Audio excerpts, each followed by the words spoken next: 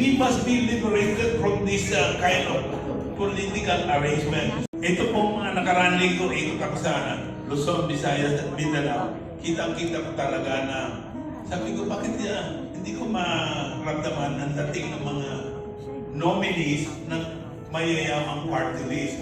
Kasi ang gumagalaw sa kanila ay yung so-called mga coordinator na namimigay ng tinatawag na sobre at ayuda. So, samantalang kami nagtsitsaga mag-teaching, mag-dialogue, mag-conversation sa mga iba't ibang communities.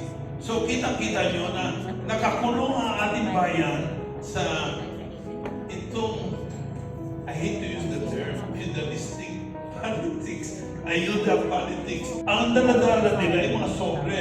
So, we must be liberated from this kind of political arrangement. So, kahit mulat ang aming mga mata, sumusuko kami dito sa party list na ito, pero tama ang sinabi natin kasama sa kinakailangan natin ang bayan laban sa ganitong sistema. Lahat ng forum, pasukin po natin.